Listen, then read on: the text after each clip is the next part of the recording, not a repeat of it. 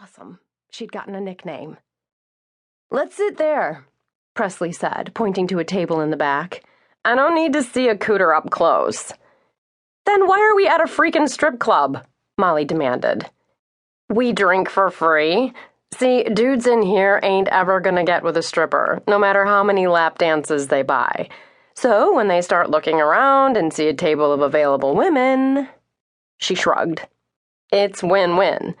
We flirt, they buy us drinks, and sometimes we end up with a hot hookup." Molly noticed all the chairs at the table faced the stage, so she couldn't look at, the wall. "You've hooked up with a guy you met in a strip club?" "In some ways, it's better than meeting a guy in a bar." Presley plopped down next to her. "Just steer clear of the ones you can see masturbating under the table." Her mouth fell open. "You can see that?" "It's obvious by how fast their arm is moving," Bloody Mary said. "I always felt sorry for the cleanup crew. They have to stock some special industrial-strength jizz remover." The stripper strutted on stage, wearing a spangly fringed top, slinky black pants, and a black cowboy hat. Molly recognized the song as Wild West. The stripper was gorgeous, with auburn hair that fell past her shoulders, long legs, and, holy crap, she just ripped off her shirt to reveal enormous boobs. After a few twirls around the stripper's pole, another rip, and her pants were gone.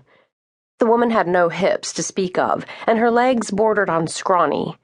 Her sparkly G-string was the only item of clothing remaining, besides the 5-inch acrylic stilettos. She gyrated her hips, shook her non-existent ass, spun around the pole, dropping into a squat and rolling up slowly. On the last spin, she performed a backbend, keeping one hand on the pole until she did a walkover and landed in the splits. Then the stripper whipped off her G-string and played Pussy Peekaboo with her cowboy hat. Her final bow, with her head between her legs, gave everyone a full view. The DJ warned the patrons to stick around because Adora the Sexplorer would be taking the stage in 10 minutes. Molly tried to play it cool, but she gawked at the women strolling around in ankle-breaking heels and itty-bitty scraps of silk. Even if she had a super hot body, she doubted she'd ever have the guts to parade around half-naked. She wondered if the dancers ever got cold. Of course they do. Look at their nipples.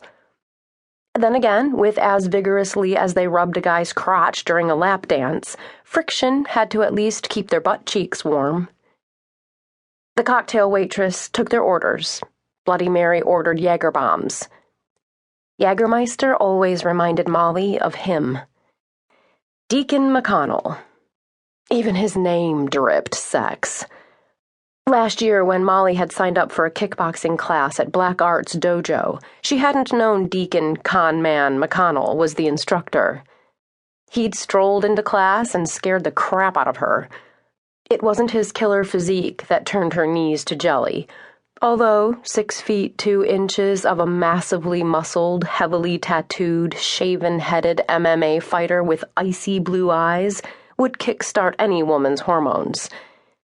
She'd never been attracted to a man with a don't-fuck-with-me badass attitude, so the pull she'd felt toward him both fascinated and frightened her. Not that Deacon had noticed. The only time he paid attention to her was to chastise her in class, but even when the man barked orders at her like a drill sergeant, she wondered what it'd be like to hear that sexy southern drawl whispering honey-sweet words against her fevered skin in the dark. Since Molly's boss, Amory Hardwick Black, was married to Ronin Black, Deacon's boss, they occasionally ended up in social situations outside their class time.